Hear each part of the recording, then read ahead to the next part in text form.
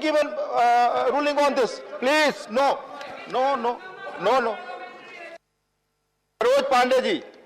सरोज पांडे जी। धन्यवाद सभापति जी। आज मैं जिस विषय को लेकर आपके बीच में जो संविधान संशोधन विधेयक देश के प्रधानमंत्री माननीय नरेंद्र मोदी जी के द्वारा, हमारे मंत्री जी के द्वारा 2 राज्यों को न्याय दिलाने के हेतु कुटुंब न्यायालय संशोधन विधेयक 2022 लाया गया है, मैं इसके समर्थन में खड़ी हुई हूँ। भारत एक ऐसा देश है जो सदियों से अपनी सांस्कृतिक परंपराओं को संरक्षित रखने में विश्वास करता है, और हम जब अपनी सांस्कृतिक परंपरा को समृद्ध बनाने के लिए, अक्षुण्ण बनाने के लिए प्रयास करते हैं, तो उसमें परिवार एक बहुत बड़ा भागीदारी निभाता है।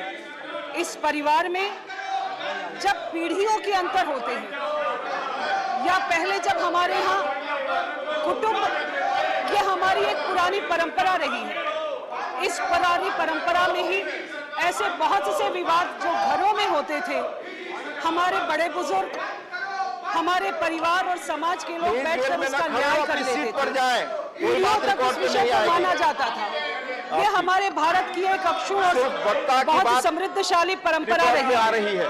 माननीय सभापति जी, मैं कहना चाहती हूँ कि ये विधेयक एक ऐसे समय पर लाया गया, और इसके लाने की आवश्यकता क्यों पड़ी? इसको लाने की आवश्यकता इसलिए पड़ी कि जो कुटुंब न्यायालय है, इसके स्थापना के लिए केंद्र के द्वारा अधिसूचना जारी की जाती है, और अधिसूचना जारी किया जाना केंद्र सरकार के लिए आवश्यक होता है, लेकिन हिमाचल प्रदेश और नागालैंड में केंद्र के द्वारा ऐसी अधिसूचना जारी नहीं की गई। बिना अधिसूचना के इन न्यायालयों को विधिमान नहीं माना जा सकता, इसलिए इस संशोधन को लाने की आवश्यकता पड़ी है। चूंकि कुटुंब न्यायालय अधिनियम 1984 में पूर्ववर्ती सरकार, जो उस समय की तत्कालिक सरकारें थी, उन सरकारों के द्वारा अधिसूचना जारी नहीं किया गया। इसके कारण जो वहां पर वैधता थी, कुटुंब न्यायालयों की वैधता पर प्रश्न चिन्ह लगा, इसलिए हमारे संवेदनशील प्रधानमंत्री जी ने इस बात की कोशिश की है, और आज हम इस संशोधन के द्वारा इन 2 राज्यों को कुटुंब न्यायालय के विधिमान रूप से मान्यता देने के लिए इस संशोधन को लाया गया है।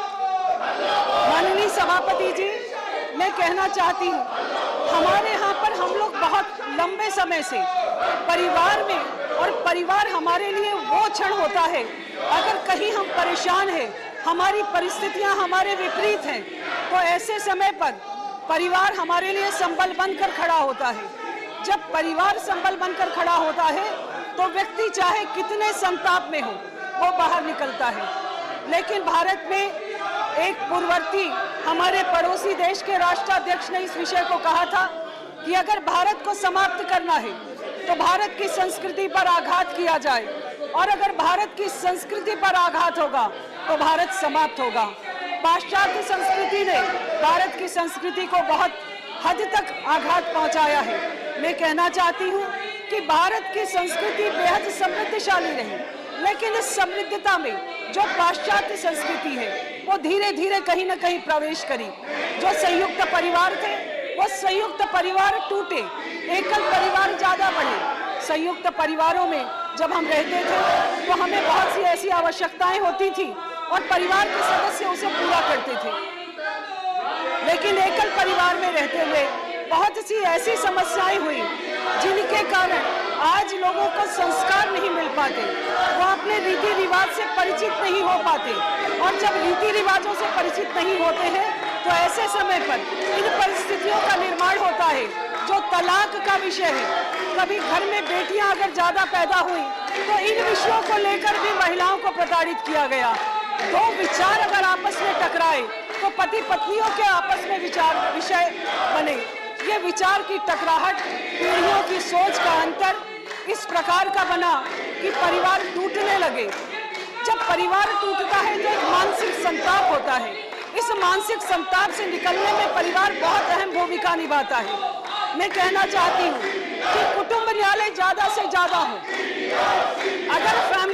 ज्यादा से ज्यादा होंगे तो आज जो ये कुटुंब न्यायालय में ये विषय जाते हैं, जो हम पहले अपने परिवारों में ही निपटा लेते थे, ये संताप लंबे समय तक रहता है तो व्यक्ति कहीं ना कहीं डिप्रेशन में जाता है और अलग प्रकार की संस्कृति अभी इस देश में दिखाई देती है।